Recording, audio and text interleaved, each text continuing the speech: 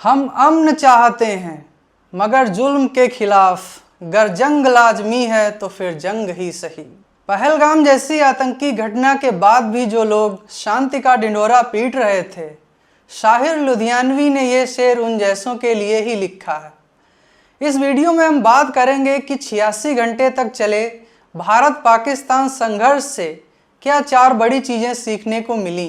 कहा जाता है कि जैसे मुश्किल वक्त में इंसान का असली चेहरा सामने आता है, वैसे ही राष्ट्रीय आपदा के समय देश और उसके रहने वालों के रियल कैरेक्टर का पता चलता है। ऐसा हमने भारत पाकिस्तान के बीच चल रहे संघर्ष के दौरान देखा। भारत ने दुनिया को दिखाया कि कश्मीर से कन्याकुमारी और गुजरात से अरुणाचल तक भारत एक है, सारे भारतवासी एक हैं। तमाम विविधताओं के बावजूद ये एकता ही हमारी असली ताकत है।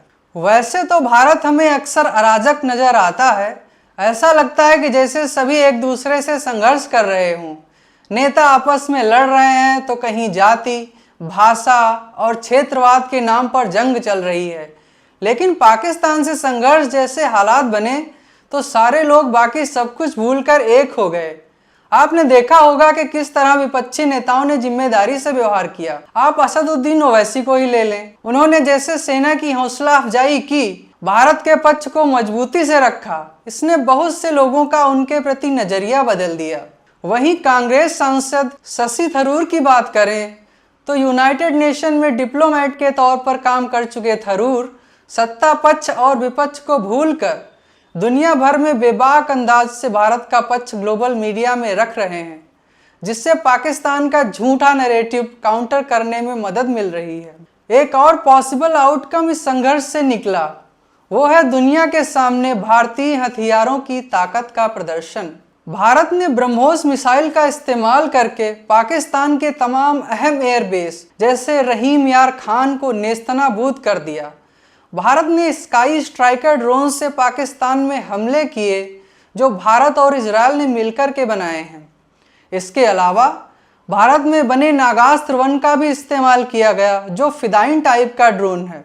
वहीं जब पाकिस्तान ने ड्रोन्स और मिसाइलों से भारत के बॉर्डर वाले एरियाज में हमले किए और दिल्ली पर मिसाइल दागने की नाकाम कोशिश की, तो इसे भारत के आकाश मिसाइल एयर डिफेंस सिस्टम ने हवा में ही तबाह कर डाला। इसके अलावा पाकिस्तानी ड्रोन्स को मारने के लिए भारत ने एंटी ड्रोन D4 सिस्टम का इस्तेमाल किया। यह भी भारत का खुद का बनाया हुआ है। पाकिस्तान से संघर्ष के दौरान हमें यह भी पता चला कि कौन सा देश हमारे साथ है और कौन सिर्फ दिखावा करता है। इसमें इजरायल का भारत को खुला समर्थन इन दोनों देशों के बीच मजबूत रिश्तों की एक दास्तां बयां करता है। हालांकि तुर्की का पाकिस्तान के समर्थन में आना भारत के लिए निराशा का कारण जरूर रहा, क्योंकि भारत ने तुर्की की उस समय मदद की थी जब वो भूकंप से तहस नहस हो गया था। तब ऑपरेशन दोस्त के तहत भारत ने तुर्की में मेडिकल इक्विपमेंट्स और अपने डॉक्टर्स की टीम भेजी थी। लेकिन तुर्की के राष्ट्रपति तैयब अर्दोआन, जो अपने आप को नया खलीफा साबित करना चाहते हैं, उनको भारत की मदद याद नहीं रही और उन्होंने पाकिस्तान का खुलकर साथ दिया। चूँकि पाकिस्तान ने अजरबैजान आर्मेनिया की जंग में अजरबैजान की हर तरह से मदद की थी, बाकी उम्मा वाला कॉन्सेप्ट तो है ही। दूसरी तरफ खाड़ी देशों और अमेरिका ने न्यूट्रल रुख अपनाए रखा। उन्होंने कथित तौर पर मध्यस्थता करके भारत पाकिस्तान का अघोषित युद्ध रुकवाया। इस कॉन्फ्लिक्ट से एक बहुत पॉजिटिव आउटकम निकला, वो है भारत का न्यू नॉर्मल सेट करना। भारत ने अपना डॉक्ट्राइन चेंज कर दिया है। अब अगर भारत में आतंकी हमला होगा तो उसका मुंह तोड़ जवाब दिया जाएगा। भारत उसे एक्ट ऑफ वॉर मानेगा। हालांकि पहले भी भारत आतंकवाद का शिकार रहा है, लेकिन अब तक भारत ये सोचकर हमला नहीं करता था कि पाकिस्तान के पास एटम बम है, अगर हमला किया तो न्यूक्लियर वॉर हो जाएगी। लेकिन इस बार भारत ने दिखाया कि वो पाकिस्तान की न्यूक्लियर बम वाली गीदड़ भभकी से डरने वाला नहीं है। अगर उसके पास परमाणु बम है तो क्या हुआ, हमारे पास भी है। ऐसा पहली बार हुआ है कि जब एक एटम बम वाले देश ने किसी दूसरे एटम बम वाले देश पर हमला किया। इसके साथ ही भारत ऐसा करने वाला पहला देश बन गया।